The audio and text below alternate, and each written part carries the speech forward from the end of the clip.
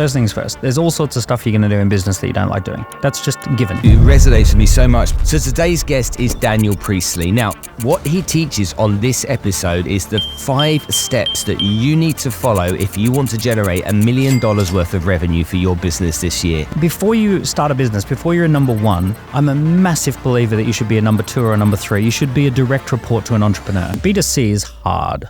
You're in a volume game when you B2C. These 5 simple steps that you're going to learn about with Dan and I this afternoon are really going to revolutionize and turbocharge your business. The philosophy that I work with is if you're earning 50 grand a year as your salary, your objective should be to make that a month. Work out how you can make that in a month. That's 10 grand a client. Okay, well, you need 5 clients a month to be able to do that. Yeah. So how are you going to get the 5 clients? No matter what your level of knowledge around IT, technology, or social media is, to make sure that the next 12 months brings at least $1 million into your business. Should we get stuck in? Let's go for it.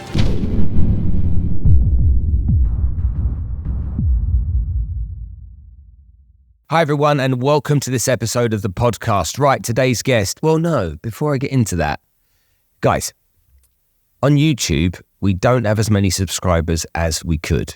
And also, the downloads aren't as high as they could be. Now, I can't control that, but you can.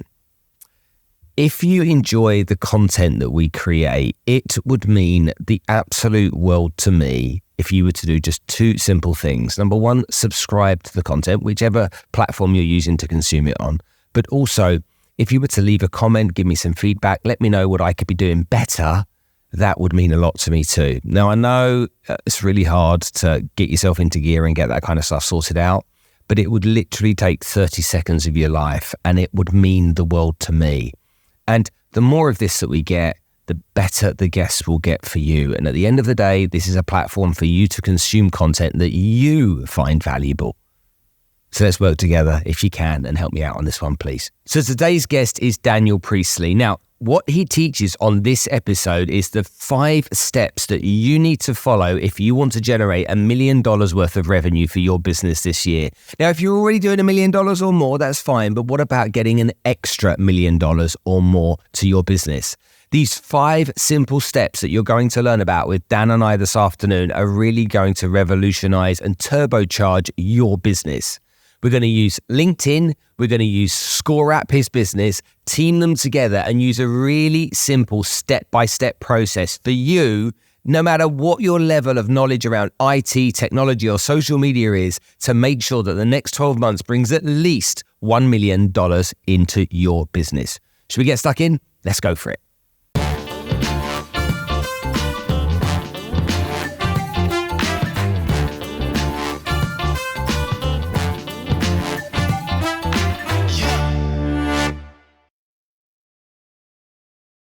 So let's talk about the Megavrse, the internet of people. Shaping the next iteration of the internet, Megavrse is powered by revolutionary blockchain technology built on decentralized community ownership. It offers users, brands, and businesses a seamless, regulated, and transparent opportunity for growth, revenue, and community building. Megavrse is accelerating user adoption and achieving these goals through multiple verticals like Megachain, a high-performance blockchain for tamper-proof transactions, Megafile system for encrypted decentralized storage, and Mega Studio, which democratizes development through collaborative and AI elements. Organizations across industries like Dubai Multi-Commodities Center, Dubai World Trade Center, and Ras Al Khaimah government have already explored the lucrative potential of a Megavrse presence. Megavrse enables users to create a Web3 future for the people where technology serves human purposes. Dive in and discover the Internet of People with Megavrse today. Dan, thanks for coming back to the show. Thanks for having me back on the show. I kind of like, when I saw you were coming back into town, there was part of me that was saying, we have unfinished business. It felt like that. The last episode was a little bit down because we talked about the threats of AI, but I'm in a more chipper place now. Well, we've got lots to talk about today that I think is going to be really valuable for the audience, and there's lots of stuff for them to learn. But first of all, since I last saw you, you famously have been out onto Stephen Bartlett's podcast. Yeah, incredible. Okay. You must have had a great experience. I want to know all about that, and so does everyone else. So tell us the mechanics of that, how it happened, and then how you enjoyed it. Well, it's incredible. We're out skiing, my family and I, in Switzerland, and I get a text message on Instagram from Stephen Ballard saying, I've just been watching some of your stuff on YouTube. I'd love to have you on the show.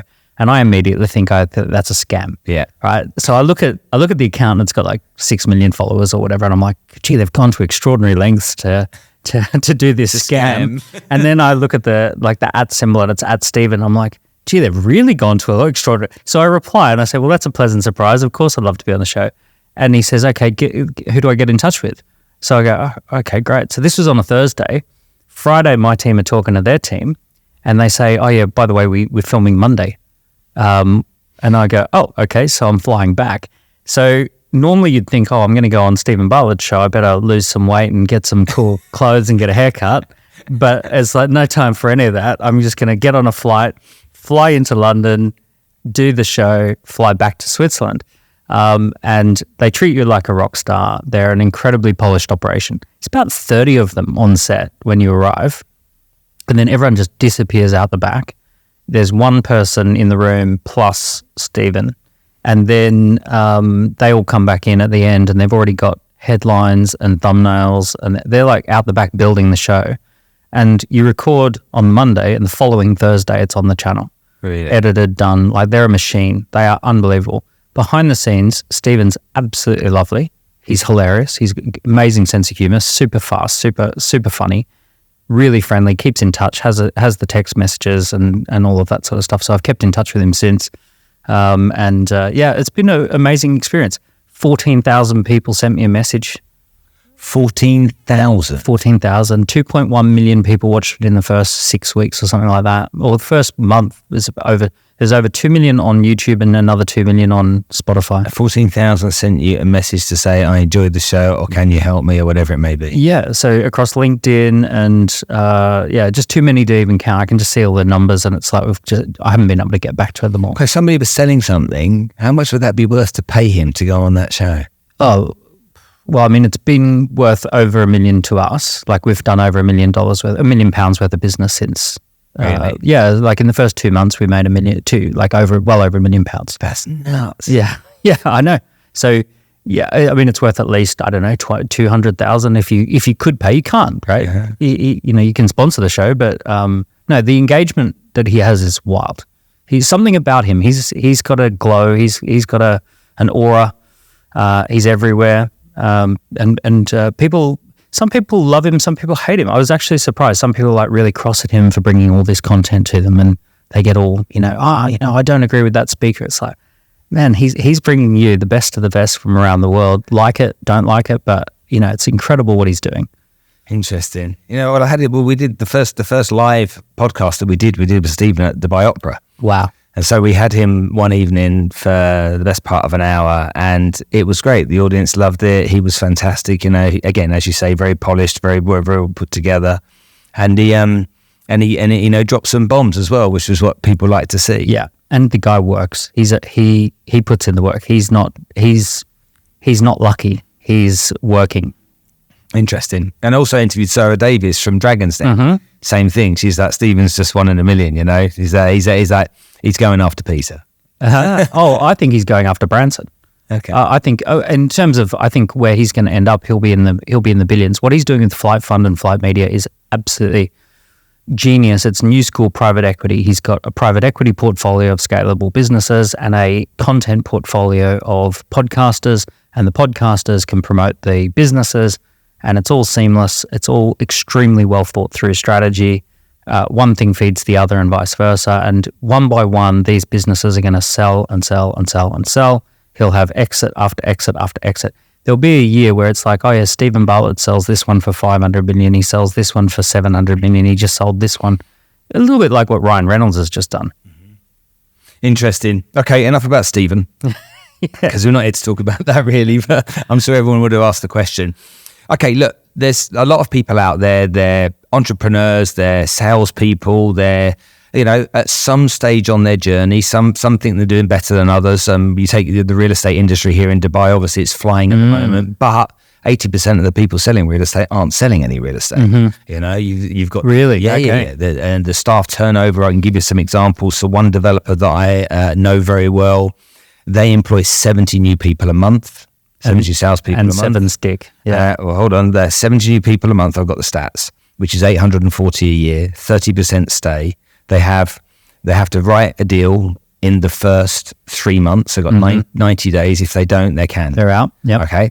And the training that they're given is like 2 days. Okay. And it's like, crack on, go find some clients. And, you know, it's, to me, being somebody that comes from a keen training background, it's like, well, what training are these guys getting to be able to do the job? And their business model, as I looked at it, costs them tens of millions of dirhams a year just in recruitment. Must. And then you take a real estate brokerage here, the chances are that if they keep 50% of their staff, they're lucky. They generally lose 50% in the first 6 months because people come here, Dubai's expensive, they run out of money, they don't work very hard. They're like Hollywood. Yeah, a little bit of that. But then we take into consideration wealth managers, financial advisors, people that are selling anything, okay, as essentially an entrepreneur within a business, a commission-only salesperson. And then you've got these guys that are starting businesses. And when I think about business setup, a lot of people say to me, you know, oh, you need to do this and the brand and the blah, blah, blah, blah. And I'm like, no, you don't. You need to make some sales. Yeah. Because if you make some sales, you get some money through the door. If you get money through the door, you breathe. Yeah. And sales fixes all problems. That's right. And it's like, as long as the revenue's coming in, you can live to fight another day. You absolutely can. Yeah. And we can perfect this and we can perfect that. But let's get some money through the door. And I think people are really challenged by that. And they get some paralysis from analysis. They overthink things. Some people go back to the really old school way of doing things and get stuck with wellies in the mud there, thinking that's it. You know, they're out networking at networking events and spending time kind of prospecting at networking events, shoving the business card under someone's nose. Hey, I do this, you know. Or they're doing, which has now been banned in Dubai, they're making cold calls. Oh, you can't do that. No, it's been banned here fair in enough. Dubai, and the government brought out a new initiative. Makes sense. On it. And there's a 50,000 dirham fine. So it's £10,000 fine if you get caught cold calling. Okay. So, and they've also done that for with the real estate brokers advertising properties without their RERA numbers on as well. So what we're seeing is a lot of these people that you and I look at an opportunity and we're like, home run, baby. You know, we look at that. Well, how could you not make that a success? Yeah. But I think you and I are a little bit further apart from these people and these setups. And they listen to us and they're like, I get it. But it's that, how do I implement these stages? So the first thing I want to do is I want to qualify you as the right person to tell everybody what to do. Okay. Then I'm going to, go really basic with you. Okay. Sure. Let's see what we can do. So first of all, for those that don't know you, why should everyone right now for the next hour of their life sat in the car, on their walk, sweeping the garage, on the treadmill, on the stair climber, why should they listen to you? So I'm an entrepreneur for the last 20 years. I've built and sold several different companies. I've had 7 businesses that I've started that have gone 0 to $1 million in their first 12 months without funding, without any of that sort of stuff, bootstrapped. My background is in sales and I love sales. I'm passionate about sales and performance marketing. So all of the stuff that actually generates leads and makes sales, that's my wheelhouse. That's my whole strategy. I've had 3 companies go north of 10 million in value. I have bootstrapped all of my own businesses, and I've run an accelerator for the last 10 years where we've worked with 5,500 companies that are bootstrapping to their first $1 million of revenue. And essentially that's given me an enormous exposure to what gets a business moving, what makes a business get off the ground. So I think there are plenty of people who understand corporate, there are plenty of people who understand business and exits and all of those sorts of stuff. But that initial liftoff period, I don't think there are many people who have seen more than I have and have also applied it. And I've also written 6 books on it. So, very much up to my elbows in getting things off the ground. Good. Okay. Well, that qualifies you now. Does it? Is that enough? That's good enough. I think that's good enough for me. Yeah. Enough exits. I can keep working. But we'll say that qualifies you. Now, I remember the first time I ever heard you were on a stage somewhere at some big event with other speakers and you came on stage and I was the guy that was the old school salesman, okay, that had built a business on networking, referrals, okay, and cold calling for many years. And then I was exposed to this world, okay, this world of digital media, digital marketing, running ads and understanding all of that. And you were on stage and you speak eloquently and you speak in plain English, which I loved. But still, I was like, yeah, but how do you actually do that? Because that all sounds, so I opened this business account on Facebook, and then these lookalikes. What's this look? And it was just another language. So what I did, okay, is what I think a lot of people do. They find an agency to help them, okay? They don't know if it's a good agency, a bad agency. They might get a recommendation, but they have this agency. And this agency say, whatever you spend money on, we're going to charge you 20% of your advertising spend, but we'll run ads for your product and we'll create landing pages. And you know what? Your business is going to fly. Is that the pitch? And in 7 of those following experiences I had with 7 agencies that all promised me the world but delivered me an atlas, I learned that wasn't actually happening. Now, when it didn't work out, they said to me, your product, your service, what you're offering, not many people want. It's niche, blah, blah, blah, blah, blah. And it to me sounded like a lot of excuses. Yeah. Now, I could have taken that money that I'd paid and I could have had 3 or 4 people sat in the office making cold calls. Yeah. Okay. And they would have got a better result because I'd have trained them how to do it better. But it's 2024. This is old business development. Yeah. This is old strategies. And so what I want you to do is when you talk to me at a level that I get now. Yep. But I didn't get then. And I think that people won't get. You want me to tone it down a little? I just want to get right down into it and say, right, we're starting a business, you and I. Okay, let's say we're partners. Okay, let's go through a process. Let's choose something to sell.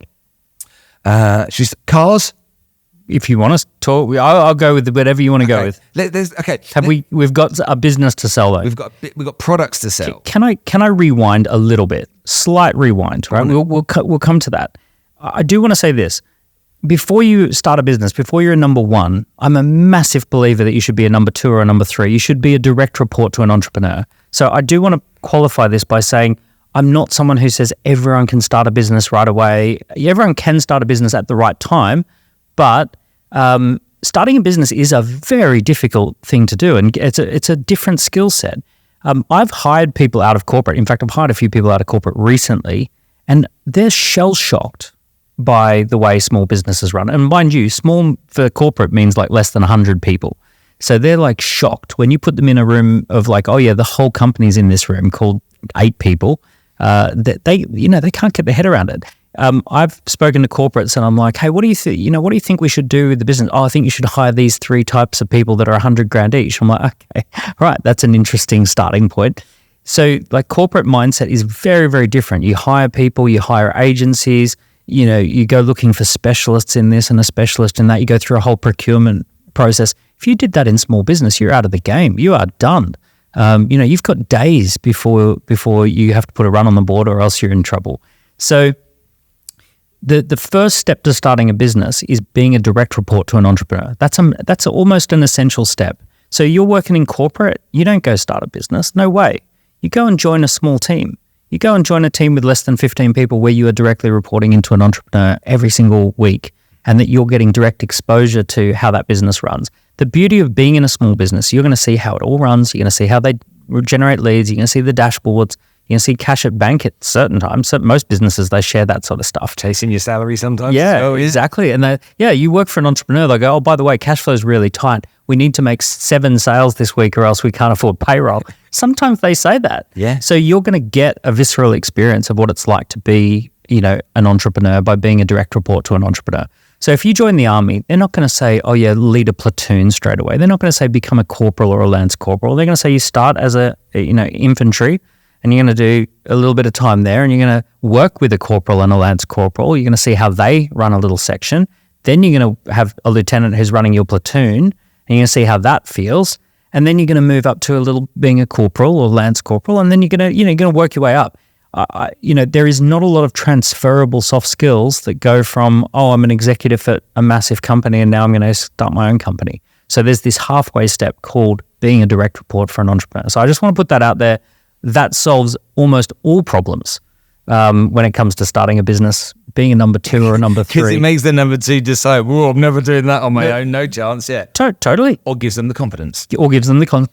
Often it opens them up to tactics, it opens them up to strategies, It opens them up to a network of people who support small businesses and entrepreneurs. So all of that sort of stuff happens when you do 6 to 18 months as a direct report to an entrepreneur. So that's kind of first step.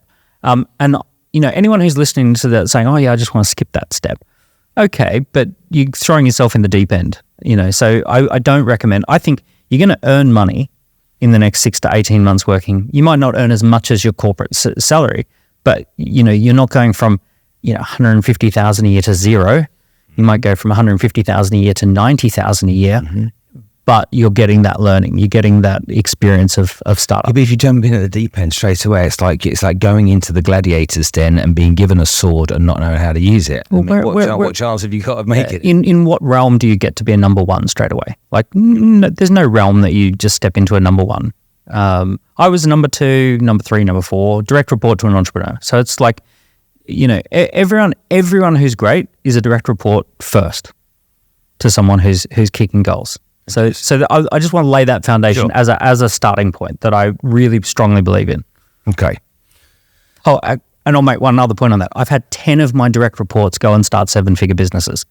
Really? Yeah. So there are 10 multi-million-dollar businesses that exist in the world right now as a result of people who were a direct report to me. And was that with your love or in spite of you? There's only one that left on bad terms. All the others were on great terms, and I wish them well, and they were amazing, and it was absolutely with my blessing.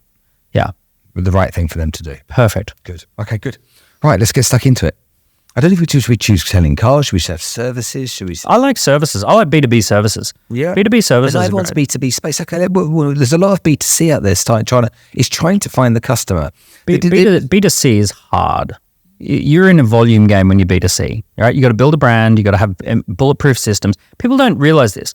Most people who start a business for the first time, one of the ways that I know someone's an inexperienced entrepreneur is they go for B2C.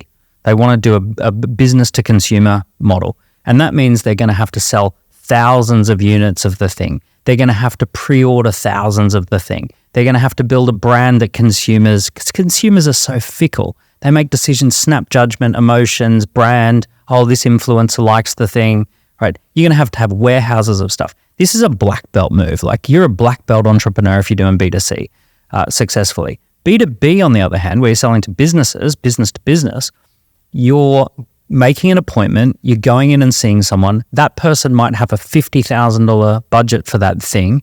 They can make 2 or 3 meetings and make a $50,000 purchase. If it goes wrong, they'll just talk to you about it and say, "Hey, this is what we need you to do to do this well." There's no emotion. They're not going to make a snap decision to get rid of you. They're going to talk you through what we need from you. It's going to be much more of a relationship. They're also going to pre-order something and then expect you to fulfill it, as opposed to having to have the thing and then expect you. Man, you resonated with me so much, because I remember when I started the sales training business, I was like, I'm going to go out and train everybody. Okay, and I built this course online. It's all my work and hard effort into it. Tried to sell it online, did well in the first month, struggled thereafter.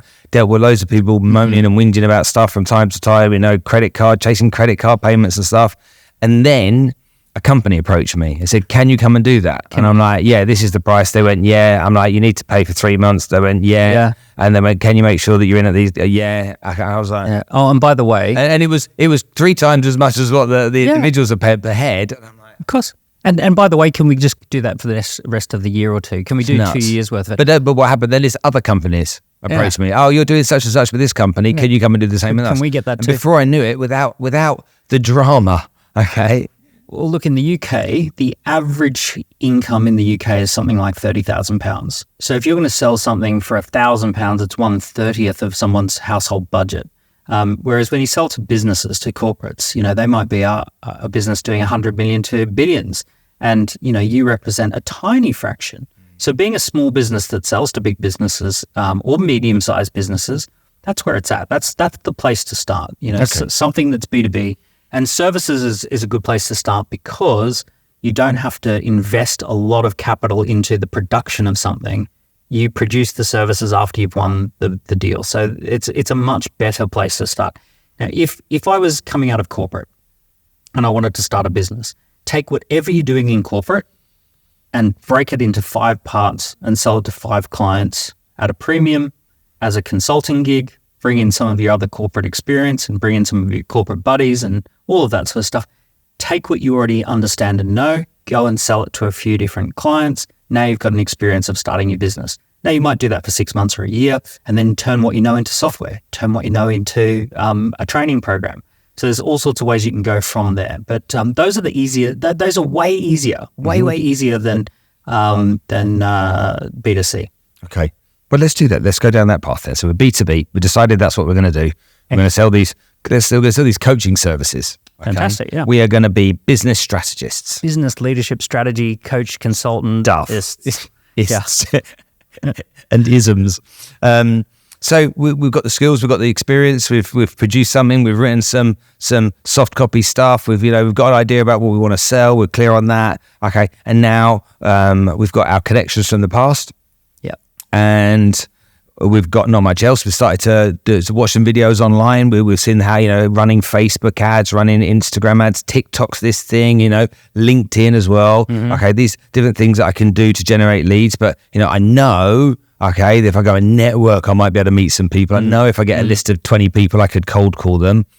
Not in Dubai, you can't. Not in Dubai, you can't. Yeah, absolutely. Get fined day one. So where do I start? What do I have to do? So because I know I don't like social media, and I'm really uncomfortable producing videos. It's not something that sits well with me. I've never made videos before, and frankly, I look ridiculous on videos. So I don't want to do that. First things first. There's all sorts of stuff you're going to do in business that you don't like doing. That's just given. You don't like paying taxes. Well, okay, Dubai, maybe you don't have to do that. But there's all sorts of things you don't like doing, and you do these things, right? Some of it you're going to like, some of it you don't like.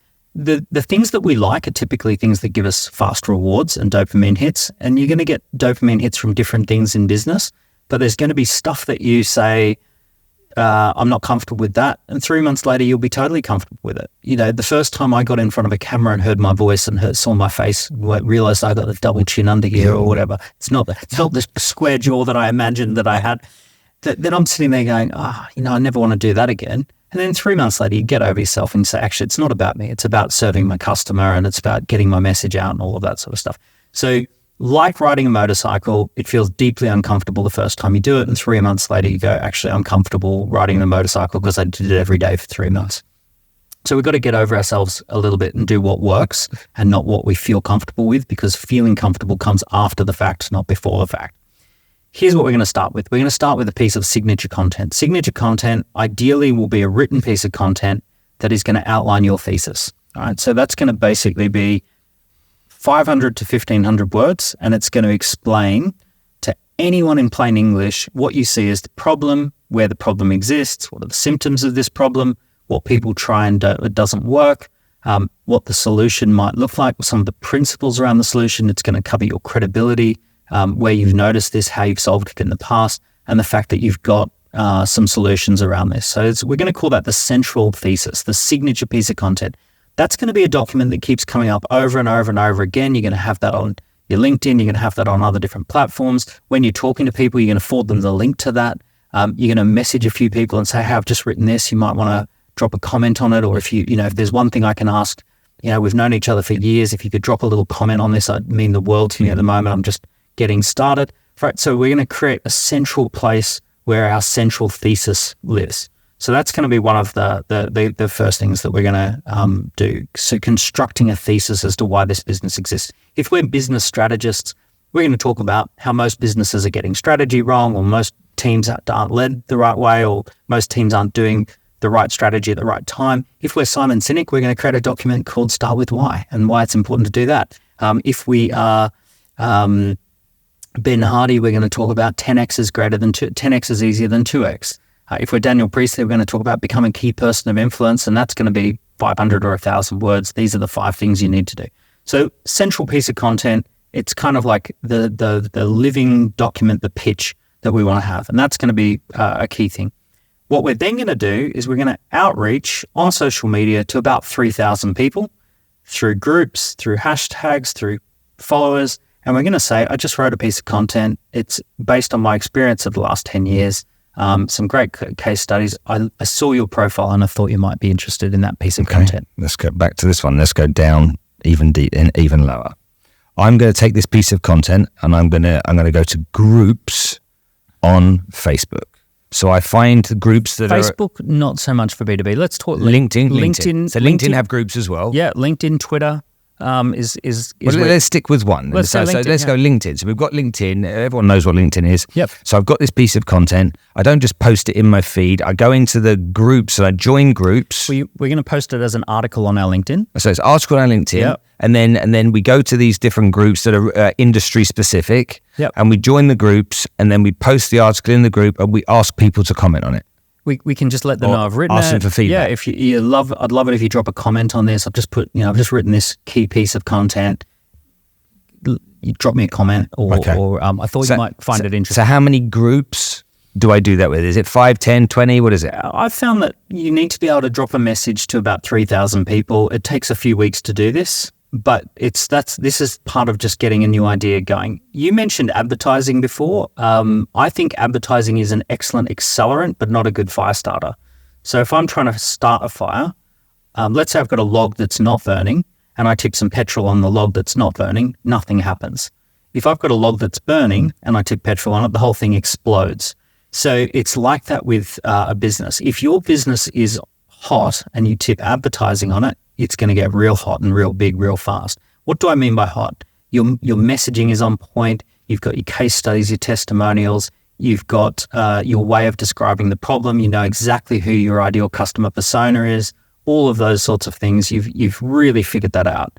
And when all of that's working and you're making sales and you've got leads coming in, you've got appointments, you've got sales conversations happening, all of that's happening, tip some fuel on that fire and watch the whole thing, ignite. But it's not a good way to start. So we don't want to spend any money. It's a little bit like, I run content on my socials and I did some videos around the floods that took place here. And those 2 videos went mental viral. I mean, the comments, people the were whole world arguing and fighting with each other in the comments and stuff like that. So we could see clearly that piece of content was attracting a huge amount of organic interest. Yeah.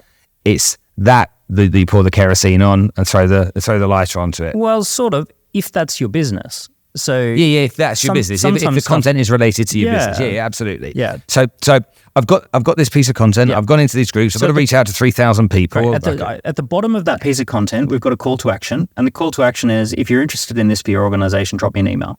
Okay. Right. Or if you're interested in this, join my waiting list. I'm launching a new service to help people with this. Problem. Here's the link to the waiting list. So signature piece of content with the call to action at the bottom, and the call to action is either drop me an email, so drop me a direct message, or join my waiting list. I'm going to be launching something. If you want the information, join the waiting list. Okay. Those are excellent little ways to just super. We want to fail fast and fail cheap. We want to do fast, cheap experiments at the beginning. Okay, so let me go out to these 3,000 people. Yep. I do exactly that. What determines if it's a success or not? What percentage of those 3,000 would be considered doing okay, getting started? Depending on how much we're going to charge per client, we may need a few people to be interested. We might need 3 people who are going to spend 150 grand each to be interested. Mm-hmm. Now, there's a little bit of a rule here, which is if you currently have a small audience, you need to charge a lot for what you do. You need to go high value. If you have a big audience, like tens of thousands plus, you need to come down to a moderate price point, maybe 2 to 20,000. And if you have a massive audience of 100,000 plus, million plus, then you can start looking at low price points. So like training programs and things like that. So because even though the percentage of conversion might be the same, because it's a much bigger number, you're converting a same percentage, but a much bigger number. Exactly. Now I see people get this wrong all the time. So Interesting. Someone goes out to start a business and I say, oh, you used to work at some amazing corporate that everyone's heard of. What are you going to be doing? Oh, I'm going to be doing coaching and training with these organizations. Oh, how much are you going to charge? Oh, £120 a session. And I go, well, $120 a session or $200 a session. I'm like, where did you get that number from? Like, oh, well, I worked out how much I was earning in the corporate and I divided it by 250 days and 8 hours a day and I came to a small number. I'm like, that's a crazy way to come up with a number. You need to come up with a number of what it's worth to the client. And you've got the ability to add value to the client. So what we're looking for is we're looking for a small number of clients who can get a really good return on investment for what you do. So whatever it is that you've figured out, whatever intellectual property you've got, whatever stories you can leverage, you're looking for a few clients who have a really high potential to get a return on investment from that. unless you've already got thousands and thousands or tens of thousands or hundreds of thousands of followers, in which case you come right down in price point. But most people haven't when they start. Most people don't. So that's the reality. Big audiences, I love small recurring revenue payments. Like I love $49 a month times, Yeah. well, $49 a month times 1,500 clients. That adds up real quick. But you need 100,000 plus in your audience to do that. So we want to go right down and we want to say, okay, typical contract value is going to be $100,000. We're going to go in for 100 grand contracts. Because I've only got a small audience. So that may shock some of your listeners straight away, that they've actually got to start with a really high value, small number of clients. It's interesting because a lot of people will be saying, well, that's really expensive. I'm not worth that. The philosophy that I work with is if you're earning 50 grand a year as your salary, the objective should be to make that a month. So work out how you can make that in a month. So let's say it's 10 grand a client. Okay, well, you need 5 clients a month to be able to do that. So how are you going to get the 5 clients? The other thing too, if you were earning 50 grand a year, there's a good chance that you were making your organization 500 grand. Whatever you were doing was making 500 grand. Now, there was 2 ways that you were doing that. You were doing that through your time being there, and you were also doing that through something called intellectual property, which is know-how or skills and know-how. So you've got to kind of tease apart when you're starting a business and say, okay, I used to sell my time, but actually I've got my intellectual property and my stories and my, my credibility and my ability to solve problems and all of that. That's my intellectual property. And I'm going to be trying to trade on my intellectual property more so than my time. Interesting. I remember when I first started doing this kind of stuff and I was charging £500 an hour. $500 an hour, sorry, not pounds. And every time I put it up, it didn't impact things. And I charge $2,500 an hour now. And I don't do a lot of it, but the people that ask me, they say, "God, can I have an hour of your time?" I'm, yes, $2,500. And some of them go, "What?" But most of them go, "Okay, fine. Is 1 hour enough, or do I need 2 hours?" You know, it's surprising. So you're absolutely right. The behavior that people have around it. Okay, so I've gone out. So make sure for everybody, so you don't miss any of this. Okay, we've gone out. We've got this thesis. We've gone out with the documents. Gone to LinkedIn. We've got out to the groups. We've got some engagement from people in the groups. They've come back. They're commenting and they're saying, "Let me get on this wait list. That's interesting." Yep. So out of the 3,000 people, let's say I've got 120 people that have responded. Nice. And said, and that's a great example, by the way. 120, because 3,000 people aren't going to respond. Of course, most people are going to ignore you. That's normal. Most people walk into an Apple store and don't talk to anyone and don't buy anything and walk out of an Apple store, and that's Apple. Mm-hmm. So, if Apple doesn't get everyone, you're not going to get everyone. So exactly that, like 3,000, 4%, 120. You just said 4% conversion. I love that. 4% conversion is a great goal. And don't get hung up on the people that are saying no and the people that are ignoring you. Just because they say no, it doesn't mean anything personal. They just might not be interested in what you're selling. Why would you expect everyone to be interested in what you do? Yeah, the timing might be wrong. 100 little things could be wrong, but 4% conversion is a great idea. So 120 people, they're commenting, they're liking, they're saying, "I'm interested in that," all of that sort of stuff. So now we've got this little bit of momentum. We've got the tiniest bit of momentum. We want to harness that. And we want to let people know there's a couple of things. We want to tell people a story. There's a magic story, and it is built around a magical sentence. And it took me 15 years to find this sentence. So this is to the 120 people, yeah? This is to the 120 people. The sentence that we're going to send them is, "I did something special with a certain type of person and we got a remarkable result," right? So that's the 3-part sentence. I did something special with a certain type of person, we got a remarkable result. So you have to be able to outline a sentence from your past that meets that criteria, that sounds like that story. So like, for example, when I was launching Score App, I messaged people and said, in 2016, we launched a scorecard campaign. It generated 90,000 leads and we made 20 million of sales off the back of it. And I'm going to be unpacking that and showing you how we did that. Now, people do not want to hear what your plans are for the future. They want to hear what you've done in the past. Now, it doesn't have to necessarily be your company. You could say, "I previously worked for Microsoft and we worked on this big project and we got a great result. And I'm going to be sharing some of my top 7 lessons or that apply to small businesses," right? Whatever you can talk about from your past, that's the story. It has to be short, punchy, and it just needs to be those sentences. "I did something special with a certain type of person. We got a remarkable result. I'm going to be unpacking it. Here's what to do next." Got it. So we go back to everyone who liked it, everyone who commented on it, everyone who showed any interest whatsoever, and we tell them that story with a call to action. And the call to action is going to be either join the waiting list, book an appointment with me, book into a Zoom webinar that I'm going to run, where come along to a lunch that I'm going to put on. I'm hosting a lunch for people who are interested in this. Whatever it is, you're going to give them a couple of different ways to connect, and you're going to say, I'm hosting a lunch, or I'm running a Zoom call. I've got a waiting list. I've got some appointments in my diary if you want to hear about how that story played out. Right. So that's the magic formula. Perfect. Do you like that? Love it. Love it. So now we've got this situation where now with these 120 people, I've got this, and a percentage of those 120 people are like, ooh, okay. Now they go from this stage, and I use these different, so it starts off, the 3,000 to me is a word called data. The people that now have expressed an interest, I now call suspects, okay? Because they're not actually prospects yet. They're not. I've got a simple acronym that I've used. Okay. I bet we're so on the same page with this, but we use different words. I use LAPS.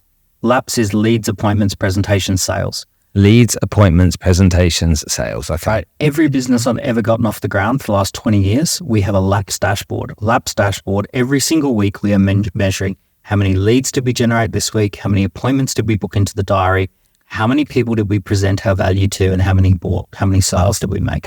And my very first company, we hired this townhouse. I had one bedroom that was my office.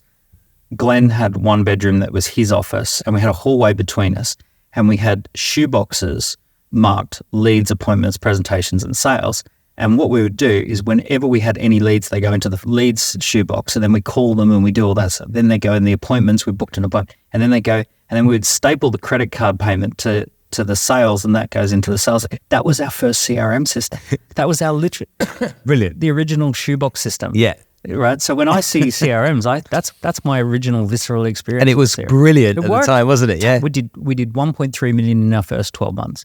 Those types of experiences for me, it's like they're so visual, where CRM systems don't offer that nowadays. No. They're so visual to see it, because I had 2 card boxes on my desk. I had 2 red ones. It was A to Z in here and January to December in there. And the cards would go from here to there, from here to there. Yeah. And once they were turned in, again, just like you, there was an A4 sheet like that. The card was stapled to the front so the guy could go and do the appointment, okay? And that's exactly what we used to do. Okay, great, excellent. Right, so I've got these people that are kind of interested, okay? They're not buying anything yet, but they're kind of interested. They've read through this article. That sounds like a bit of me, okay? Now we've given them a story, and we want to convert some of those people to what? To an appointment. Okay. So we want to book an appointment. An appointment is someone books a time to show up. So they say, yeah, I'll come to your lunch. That's a booking. That's an appointment. They say, yeah, I'll have a one-to-one with you. That's an appointment. I'll join your Zoom webinar. That's an appointment. So any booking into the diary, that is a very strong signal of interest. That person has said, it's worth my time to learn more about what you're saying. Right? Now, what they're really saying is, you've presented me that you've got this thing that you do. I'm telling you I'm interested in that. On the surface, it appears that this could be a good fit. It's actually pretty big deal for someone to even just book an appointment with a new business. So booking appointments is not some small necessary step. It is a really strong signal of interest from the market that they're saying, hey, my time is valuable, but it's worth it to hear more about what you're saying. Okay, good, excellent stuff. So then now we're starting to feel something here. We're starting to feel good about it. The confidence is going up now. You know, we could get it wrong still, but the confidence is going up. Now we've got this presentation. So let's break it down into very simple formats. One is a one-to-one. The other one is essentially a one-to-group. Okay. If you've got this and you've got the option, what would you choose, considering you're at that stage? You know, we're not 10 years down the road, we're in this first early stage. What do you think would the best approach be? You got 120, let's say, of the 120, let's say, just for simple numbers, 24 convert. Okay. Would we convert 24 to a one-to-one meeting? Because I know I would. My first thing is that I want to do one-to-ones. Because if I screw up a 21 to 24 presentation, that's it. Right? All of that effort. You know, on Netflix, they have comedians who get the Netflix special. The only comedians who get the next Netflix special are the ones who have done 300 stand-up shows in the year before. Right? They're doing stand-up. They do it over and over and over again. And during that process, they just sharpen and sharpen and sharpen and sharpen. And by the end of the year, they are so funny. everyone's howling with laughter, that's when they do the Netflix special. They don't do it at the beginning.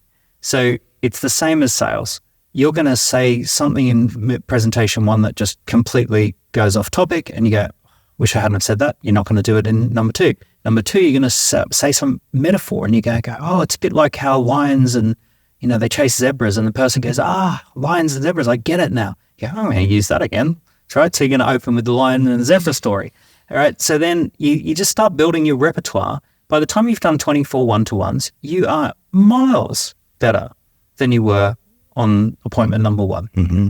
So ultimately, we want to get one-to-many. We want to get in front of groups.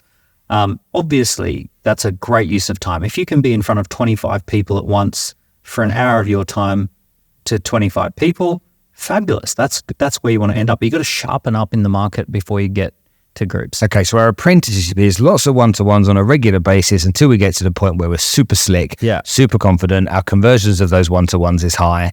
Okay, and then we move to the next stage of I can't keep doing one-to-ones. There's not enough hours in the day for all these people. I want you to think of one-to-ones as research, right? Not one-to-ones, right? In the early days. And I'll give you a quick anecdote on this. So failing is fine. It's totally fine. So I've got this friend of mine who's a billionaire. He's done 3 super successful companies. First one sold for 160, second one sold for 900 million, third one's worth 2.5 billion, blah, blah, blah. He's a phenomenal guy. His team were looking at adding a digital product that was $9 a month that was going to scale.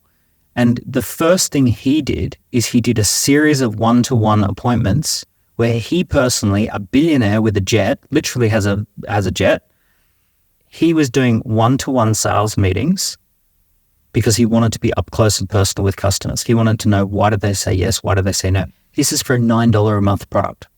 And I reckon he probably did 50 to 100 of them. It's interesting you say that. We have Talabat here in the region, which is the Deliveroo equivalent that we have. And Tomaso Rodriguez is the CEO. And every 3 months, he goes out on the motorbikes. He goes and does deliveries for a day.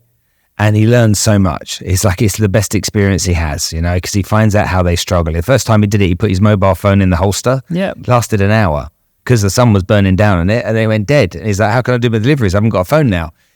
Little stuff like that. The guys are getting really hot, so he came up with these, let's put coaches around the city, air-conditioned coaches that are parked up with cool drinks in them and sofas. The boys can pull up, they can get on the coaches, chill out for half an hour and then get back to their work.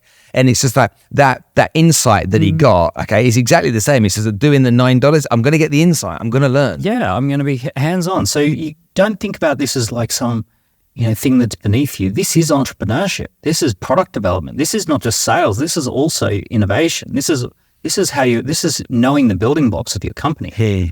One big difference between being an employee versus being an entrepreneur is, as an entrepreneur, you are responsible for the demand side of your business. When you join a team, when you join a corporate, 90% of the roles are supply side roles. Even the demand side roles are under a big umbrella called a big known brand and momentum and all that sort of stuff. So even if you're in sales and marketing and you are responsible for a little bit of demand generation, the cavalry is around you as far as, compared to an entrepreneur. The difference between, the primary difference between an entrepreneur and an employee is one is responsible for demand generation, one's not. One's responsible for supply side. So this is a cataclysmic important event in your life that you are going to be solely responsible for generating demand. So you're going to be hands-on with this. You better know exactly how your customers think. You better know exactly what problem you solve and how you solve it and why you're better than everything else and why you're better, cheaper, faster, with more emotional benefits, safer, all of that sort of stuff. You got to go, I completely know how my customers tick. That's the key to being a great entrepreneur. The great entrepreneurs, they know how to generate and manufacture demand. So they're all about that entrepreneur that says, you know what?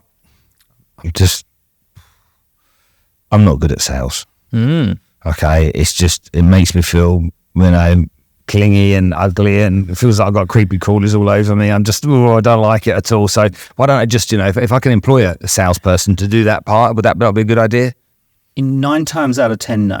If you're going to be good, if you're going to take that stance, you better be one hell of a technical genius. You better be technically the best of the best what you do. So if you're Adrian Newey. Yeah. Well, if you're Stephen Oddie, right? Stephen, my co-founder who's here, He is a technically genius level coder and IT developer and CTO.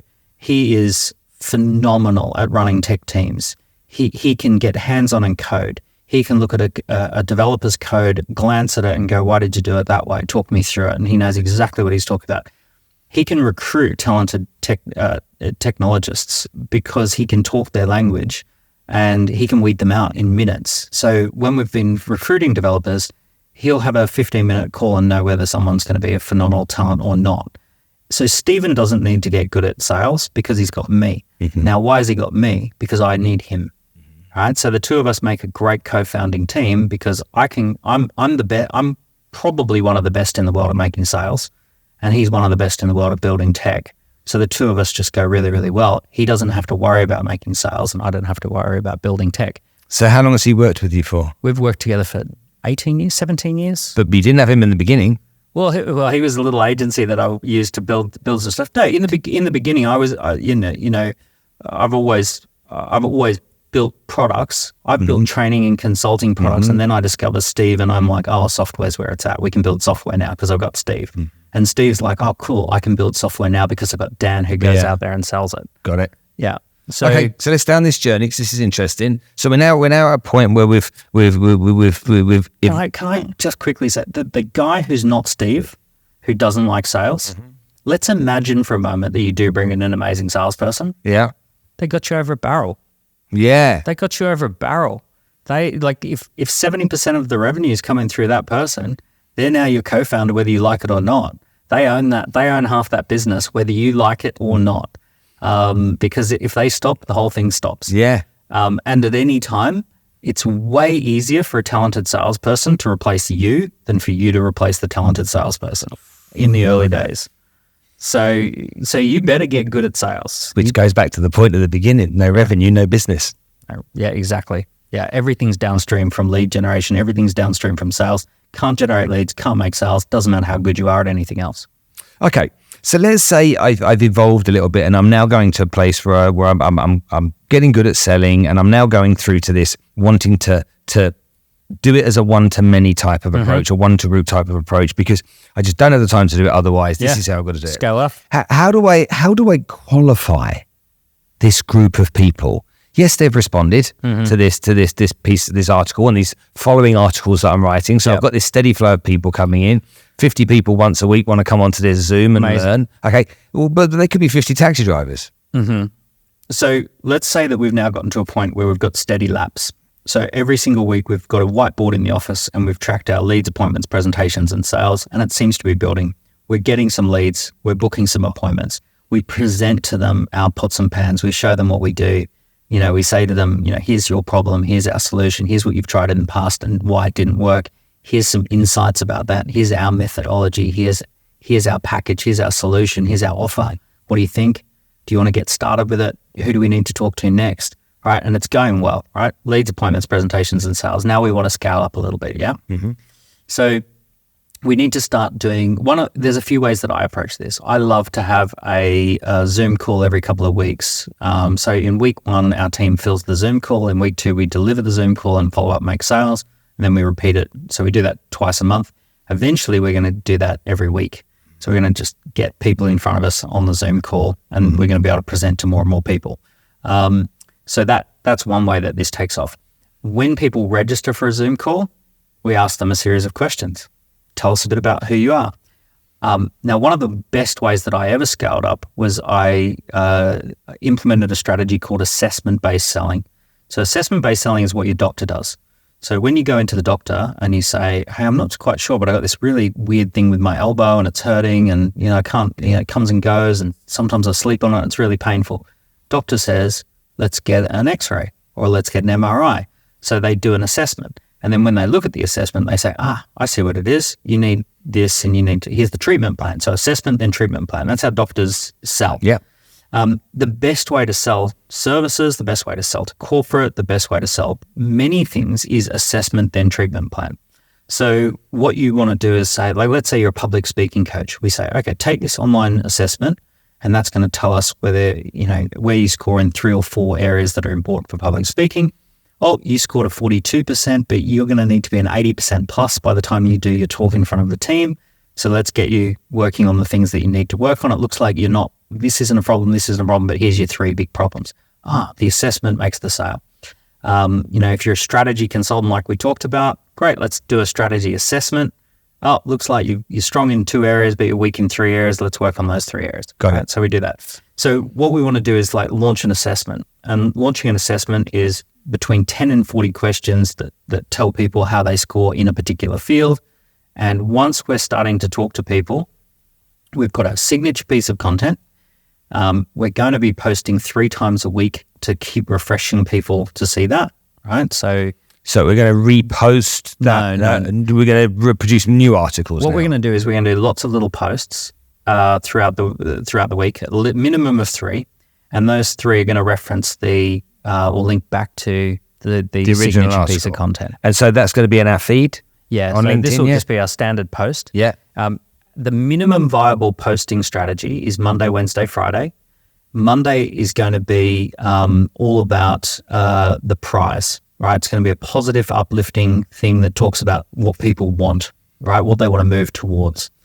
Wednesday is going to be about news, right? So industry news, anything that's newsworthy, anything that's being talked about. We could hijack major news and talk about how it relates to our topic, right? So we can hijack some news on Wednesday. Friday is going to be pain, and we're going to talk about the frustration or the annoyance or something like that. So pain, news, and prize are our 3 things we talk about every week. So the pain is something I don't want, the prize is something I do want, and the news is just what's going on around us. Mm-hmm. And that rhythm is phenomenal. Monday, Wednesday, Friday, pain, news, prize, pain. But what news. if I've only got 300 followers?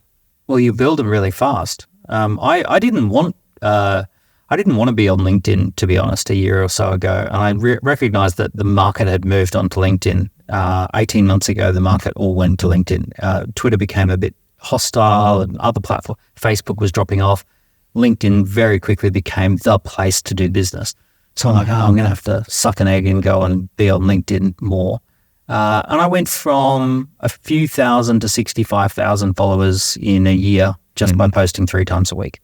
So, I did deploy one little technique around this, which is I put together a WhatsApp group of 10 friends. And I said, when we each post in LinkedIn, we all go and like and comment on each other's thing just to give it a little bit of an algorithmic boost. So just drop the link into our little WhatsApp group and we'll like and comment on each other's stuff. So this is called a follower squad or a engagement squad. Very common practice. All the big people do it. The big superstars, they all have their superstar squad. So I just picked 10 people who I thought would be non-competitive, friendly, fun people to do that with for a little bit. We did it for 12 months. We all blew up our LinkedIn profiles. Amazing. Okay, so we've got these 3 pieces of content going out every week, referring back. We've got this stuff that we're doing where should we be commenting on other people's content? I haven't seen a huge return on investment for that. I haven't. I would prefer to drop them a direct message and say, Spencer, I just saw you did an amazing piece of content. I've commented on it that I loved it. By the way, I just think potentially we should be having a conversation because you're talking about some of the stuff that I really deal with and address. You mentioned that you're frustrated by this. That's something that I help people with. If you're interested in it, I've written a piece of content that outlines my thesis around why that happens and how to solve it. Have a little look. Right. So yeah, that we might do, but not just randomly roaming around trying to hijack someone else's feed. Okay. So another thing we need to consider is that we need to be patient. We're not in a get-rich-quick race, but we have to remember also that we don't have an unlimited budget. Yeah, we do have to keep the doors off the hinges. We've got to make some sales somehow. Yeah. So, but we've been busy. We can still continue to do some one-to-ones. Yeah. Okay. And we can do more than one group session a week. We can do 3 or 4, if we're able to. Yeah, if we can get an assistant who can book people in, if we can outsource some of this stuff to an assistant, oh my goodness, we can blow this up real fast. But as long as we get in these qualified people, so the assessment is really important to establish whether these people are the right people for us to be making a sale to anyway. Yeah, so every business needs what I would call a glass slipper. So the glass slipper in the Cinderella story is the very quick way that he knows if she's Cinderella or not.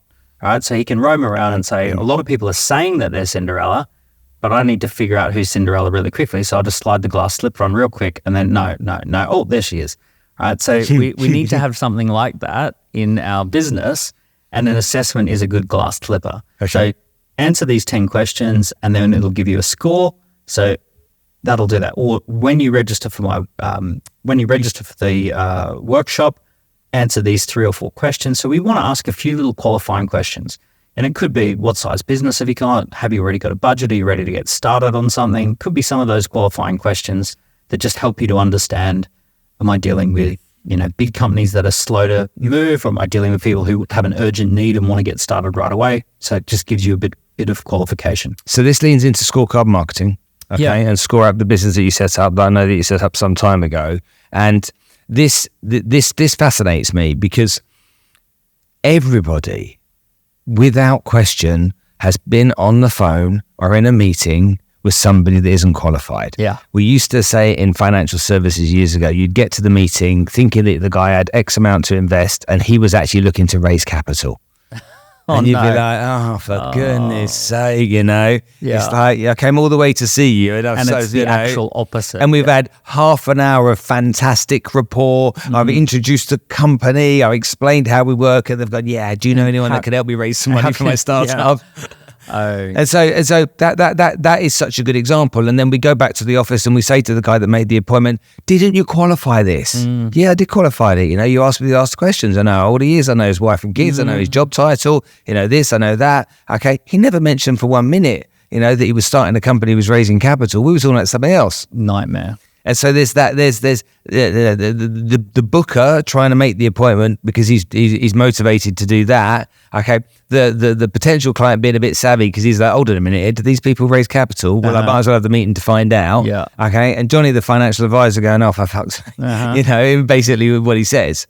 So when we consider that, it's like any salesman, any business owner, okay, me and everyone, what it's like. Only wants to sit in front of people that know what we do, know why we do it, and have an expressed interest in what we do. And you'd explode your income or explode your business if you just had a better qualifying, process. If you were just in front of qualified people, the business would just be booming. That's half the battle. But also it's more fun. Let's be honest. It's way more fun. Everyone likes to sit down in front of their prospects, but they want to sit in like a financial advisor, a real estate broker. I want to sit a car salesman. So I want to sit down with somebody that wants to buy a car. Sales is enormously fun if you're with the right people. That qualification piece. Your time is so valuable that you want to protect it, and you want to sort of make people jump through a few hoops in order to get time. And you know what? It doesn't turn people off. Louis Vuitton makes people wait out the front of the retail store before they get to go in the retail store to look at a handbag. And people want it even more. Rolex puts you on a waiting list for 3, 6, 9 months before you can get your hands on the watch. So and Hermes makes you buy their crockery first. Yeah. To buy a handbag. You can start with this stuff over here and then we'll let you into this half of the store. So, people actually, like anyone who's serious, likes the fact that you're qualifying them. And if you do it in an elegant way, they go, this is great. Look, it's the ultimate takeaway close. That's what it is. People want what they can't have. And it's the same as every person that's ever been in a relationship, well, not ever, but nearly, that when that person dumps them, they're desperate for them to come back because you've just taken something away from them. Taken this away. Okay, so. And it's also that whole idea of, look, we don't have magic wands. We can't work with everyone. We're very selective about who we take on as clients. Would it be okay if I ask you some qualifying questions to make sure that you're the right type of person so we're not wasting your time or ours? Hold on, that's what I mean. Let's flip it onto them. We don't want to waste your time. We want to make sure that we can provide a service for you. Yeah. Will you answer these questions to make sure that we're qualified for you? Yeah. Because that John doesn't want to waste his time, talking to somebody that does something he doesn't want to buy. And, look, the high-end real estate that I want to show you, everyone wants to see it right now. So I've got to ask you some qualifying questions. I can't march 1,000 people a week through that person's house. Can I ask you some qualifying questions before I take you in and show you this dream property? And people are, I really want to see the property. Right? So the professionals qualify. The really good professionals, they're not afraid to qualify. They love qualifying. But when you're doing that qualification from a group point of view, you can't have those individual conversations. There's just not time efficient to do it. So Score App, which is your software you've created, which we use at our company. Okay, so not a plug or anything, but we use that product, enables us to be able to qualify those prospects so that when they do jump on that Zoom, if it was 30 and it's now 20 or it's now 15, I'd rather have the 15 that are keen than the 30 that might include 15 maybes or not so sures. The Score App concept was born out of us having way too many leads. I wrote a book and it was a bestseller, and I got on some big stages and I was in front of 500 people, 1,000 people. We had a point in time where we had lots and lots of people wanting to talk to us. When we created the Key Person of Influence scorecard, it was 40 questions measuring you against your personal brand. And if people answered a certain way, we knew they were going to be great clients. So roughly speaking, if they had an overall score between 15 and 55%, under 15%, they didn't have enough strength in their foundations. And we would have had to work really hard just to do the basics. Over 55, they were really kind of on their way, and they saw diminishing returns from us. But the sweet spot was 15 to 55%. If they scored that within that range on our scorecard, we knew they were perfect. So, and there were other things built into the scorecard that allowed us to do that. But basically, when we launched this, we launched it as a value-added scorecard for you to measure your personal brand. 90,000 people completed it, and it came with a PDF report. People loved it. They got value straight away. When they would get on a sales call, they want to talk about their results. Hey, I've got 42%, and it really highlighted that I'm not doing any joint ventures and partnerships, and can you help me with that? And so it was perfect. It was just so great. So we ended up building these for multiple companies. We built them for a music production company, and we built it for consultants, and we built it for a fitness training, weight loss company. So we're doing all of these scorecards. And I've just seen the same result over again. Qualified leads, better appointments, more targeted conversations. Yeah, okay, I get that. I know there's going to be some people going, yeah, but how on earth do I come up with the questions? Oh, there's a great way to do that. So, because that's going to be for some people a stumbling block. Isn't it? This was a stumbling block right up until November 2022.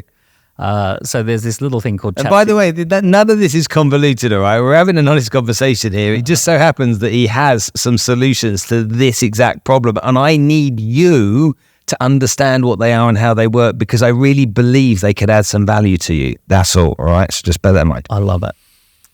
November 2022, ChatGPT comes along, and now we just ask ChatGPT and it tells us the answer. It's phenomenal. It was so much so that we just built it into the platform.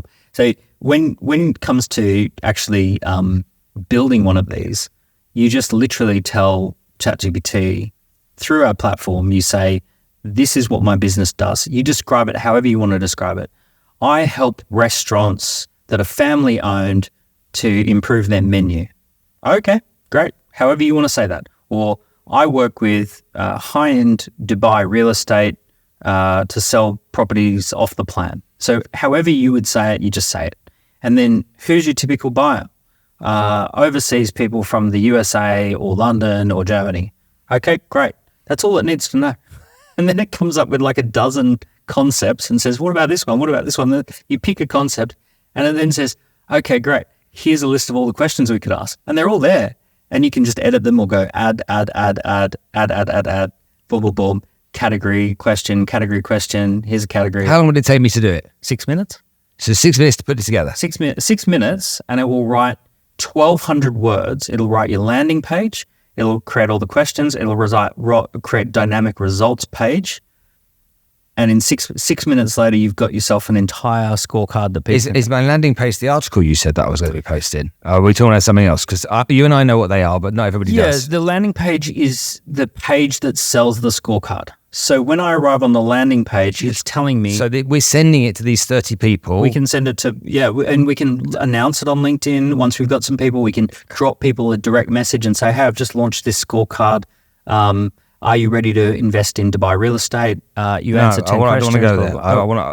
I want to stay based because I want this to be a formula. Yep.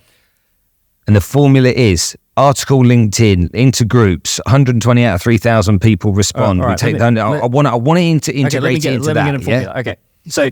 So there's this signature piece of, when we're starting a business, you need a signature piece of content. That is the thesis why your business exists. And yeah, you can chop and change that. You can put that on landing pages. You can put that around. But you need a central place where people go, I now understand this business because I've read that article. An enormous number of tech businesses start with a white paper.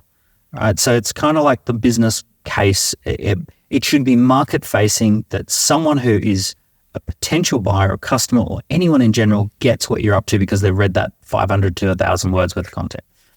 Then there's content marketing, which is 3 to 20 posts a week that link back to the signature piece. Yeah. Now, the signature piece always has a call to action as to what you do next. Now you've read this, what do you want me to do next? Well, either join a waiting list, take an assessment, drop me an email, any of those sorts of things. So this is all basically just kind of educating the market. This is what I'm up to. As soon as someone's showing some interest, now we want to collect a lead and a qualified lead at that. So this is where we send them to the scorecard.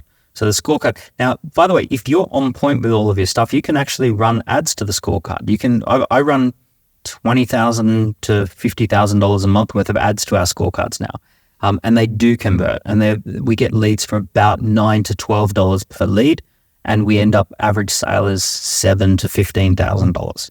So and it's 1 in 66 who buy. So we generate 66 leads for $700, and we get $10,000 off the back of that. So that's just a machine now. So ultimately, and there's a different business, right? But ultimately, so we're now at the point of like wanting to have a lead generation engine and wanting to have qualified leads coming through. So now we can send content straight to the scorecard. We can send people on direct messages to the scorecard. We can do ads to the scorecard, any of that sort of stuff. The landing page will actually have some of the thesis content, but we want it to be brief. We want the landing page to have like, I don't know, maybe 300 words, maybe some testimonials. Just to be clear, the landing page is the landing page for scorecard. The landing page for the individual's tailor-made scorecard. It's basically saying, I want you to take this scorecard and here's what you're going to get. Here's what's your self-interest. This is for your benefit. Here's why you would take this scorecard. Okay. So let's say we're a strategy consultant. It says, is your strategy ready for the times that we're in? Right? Is your business strategy ready for a post-AI world? Answer 15 questions to find out if your strategy is robust. Good. Okay, so it's basically my opening document that goes with this scorecard thing. Brilliant. So I've got this thing that's been created because you've introduced it into ChatGPT. All the questions that I would give me a head explosion and send me down a path of indecision. Okay, that's the truth. Okay, overwhelming indecision. Now it's very easy for me to do. We already wrote the prompts on the back end. Yeah. So we already know all the prompts. So this is all easy peasy now. Let's keep it really simple. So these 30 people go into Score App, and out of the bottom of Score App, it's scoring everybody, and the ones that have got the scores that you want are the ones that you want to have on your Zoom. Yeah? Yeah. Right. Brilliant. Okay. Now, if we didn't do that, essentially we're encouraging unqualified people to come onto our Zoom, who could be assassins, they could be competitors, there could be problems. Okay, so it's actually essential that we take that step because we want to qualify the leads. Qualified leads. And then we go into the qualified leads. Almost every business would be better having less but more qualified leads. Yeah, absolutely. Yeah. Okay. If my wealth managers sat in front of 5 red hot qualified people a week versus 10, okay, that'd grow exponentially. They wouldn't know what to do with themselves. Yeah. Okay, they'd be happy as a big in shit. Okay, so we've now got this score up. We've got these people on this Zoom. Okay, now we've got a presenter on Zoom. Yeah. Well, with the score up, the one thing I will say is this: artificial intelligence, ChatGPT, and all of that sort of stuff. It's really good. To use a bakery example, it's really good at creating sponge cake, but don't forget to ice the cake. So when someone buys a cake, they buy it based on the icing. They expect the sponge cake to be there, but the icing is what sells it. The ChatGPT stuff, it's going to do all the questions. It's going to do the landing page content, the dynamic results, all of that sort of stuff. Icing the cake is putting your photo on it, putting your case studies, your testimonials on it, making sure that the colors match up with the colors that you've chosen for your other websites, making it look pretty, making it look credible. Sometimes I wonder whether a lot of business owners have the ability to imagine what it's like to not be them. Because I sit there and I go, your business looks like, if I don't know who you are, your business doesn't look very appealing, right? This is sponge cake. You got to ice the cake, man. This is, no one's going to want to buy sponge cake. It's got to look pretty. So, you do have to go, like, even though the AI does such a phenomenal job of doing the content, got to dress it up. You got to make sure it's looking good. So I always say that you can do 6 minutes to get a great scorecard with AI, but spend the next 2-3 hours just asking some people, is this clear? Do you understand why you're taking this? Are you clear about my credibility? I used to work at Accenture. I should put that there. I've done some work with, a sporting team. I should put that there. I've got a testimonial from so-and-so. Let's put that testimonial there. So just giving it that dressing, that window dressing that's so important. People don't have a lot of time, so you need to just put the icing on the cake. So that is an important step, and I just wanted to clarify that. Got it. Understood. So we dressed up. Now the truth is, if you don't have a great closing rate, you are still giving yourself a fighting chance of making sales. If you've got qualified leads. If you've got qualified leads. So you don't have to be the best salesman in the world. Okay. Remember, you've polished yourself up doing the one-to-ones. Okay. You still may not be the greatest salesperson, but you got a much better chance of turning those people or some of those people into clients. Wonderful. Okay. So then the next question has to be, I can scale that because it's just me to a certain level, but I've only got 100 hours in my working week. So, and if every call is an hour, then we know what my limitations are. Yeah. How do I then? Because I'm now feeling confident. Feeling good. I'm feeling really good about this. I'm making some sales. I know what I do well. I know what I do badly. We've got qualified leads coming in. Okay. The trouble now I've got is that number one, I've got to make the sales, but number two, I've got to fulfill this as well. Yeah. Well, so what was my next step in this journey? What have I got to now start outsourcing? Well, you do need a team. Sometimes you outsource people, to other suppliers, but you do need a core team. I'm a big fan of military examples. I love sport and I love military examples for business. In a sporting example, you would never run onto the pitch with one person and say, when I start kicking goals, I'll get another 10 people. All right? You run onto the pitch with the team that you need. A military example is that I love this example. The military, if they're curious about something, they send a 2-person scout team to scout it. In business, because I now got a bigger business, if I've got an idea, I send a 2-person scout team. One person's job is, can we sell it? One person's job is, can we deliver it? And they just conduct some experiments and find out on the side whether that's possible. That's our first little thing we're doing. Then the military has what's called a fire team. A fire team is do one focused, urgent thing that needs to be done now. A launch campaign, a little sales campaign. All right, so that's a 4-person fire team. Perfect for launching an event, perfect for showing up at a trade show and meeting some clients, perfect for going out to a new location and launching a new little mini campaign to see if we can open up in Berlin, whatever. All right, so a 4-person fire team. In the military, an 8-person section has a corporal, a lance corporal, and 6 people on the team. That is the most stable unit. It's the bricks that build up the entire British and American military. The US call them squads. The military in Britain call them sections. So these little sections of 8, I have built my whole empire on putting together a section of 8 as soon as possible.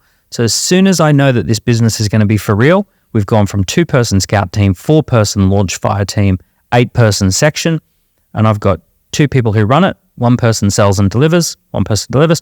We've got 6 people who are doing either sales, operations, delivery, media, content, whatever it is. That's my most stable unit. Next size up is actually called a platoon, and this is about 30 people. So for me personally, when I'm scaling teams, I'm going 2, 4, 8, 30. And that's how I'm scaling a team. And I do it as fast as I can. As long as the market is telling me this business is ready to go, we're going 2, 4, 8, 30. Okay. So I know this is a bit more important advanced. Things. This is brilliant. A couple of important things here. Number one, up until the time that they spend money on Score App, they haven't spent a penny. Not really, no. And Score App's free for the first 10 leads anyway, yeah. So, and they have, even including Score App, then they haven't really spent a lot of money. This is really insignificant amounts to get going in business. And if you're on our Score App plan, it's $50 a month or something like that. That's if you're generating hundreds of leads. And then your LinkedIn Sales Navigator, all this stuff. It's not expensive, all this stuff. It's relatively cheap. You haven't got to buy bags of stock. There's a time investment. Yeah. But yeah. Okay. So cost effectively, we've done that. And we've got to that point. Now we're going into this stage of scaling up. The 246, brilliant. The military thing, I like that a lot. And but I know there's some people that are watching right now going to go, yeah, it's all right for you, Dan, but you know how hard it is to find good people? It's like finding a needle in haystacks. And I'm telling you, I've tried my best to find good people and they just let me down. And most people are Well, I'm not even going to say what they are, but yeah, I can't rely on them. Yeah. So how have you been managed to do that? Well, for starters, you're never going to get good people. Not at the early stage. You're a tiny little startup. You need people who can breathe. That's all. When I've been starting my businesses over the last 20 years, my criteria as to whether I'll hire you on the team or not is, will you join? That's my criteria. If you're willing to join my team, you're on the team. Because your mindset was, I'm just grateful that you're interested in talking to me. Man, you're alive and you've got time on your hands and you're going to come along and actually say that you're going to join my team. I launched multi-million-dollar businesses with spotty teenagers, with friends and girlfriends. It's kind of like robbing a bank, right? Robbing a bank. If you think about how people rob banks, I don't know firsthand experience, but I've seen enough Netflix. They get the gang together, they have pizza and beer, and they have a little matchbox car and a Lego building, and they go, all right, and they got their watch and they're like, okay, at 10:01, the guards change, we're going to drive up here, and there's going to, and they figure it all out, and then there's the part where they role play it, right? They go into this like abandoned shed, and they like have the chalk outline, and they kind of role play it through. That's actually how great companies start. That's what we do. Yeah. So we get together anyone who possibly we can get together with, and we say, let's do sales role play. Let's see it. Let's write some content and see what we think about it. And let's see how, if we had to get to 1 million in our first year, how would we do it? Would we do it with 2,000 subscribers? Would we do it with 3 big clients? Would we do it with 30 mid-sized clients? Like, what are we doing to get to our first 1 million? So we brainstorm and we role play and all this sort of stuff. I have found some of the best people I've ever worked with, uni, graduates, no experience. They're looking for their first thing to cut their teeth on. People who've got kids and they need a lot of flexibility. They don't want to work. They want to be able to drop the kids at school, come to work, go pick the kids up from school, right? All of that sort of stuff.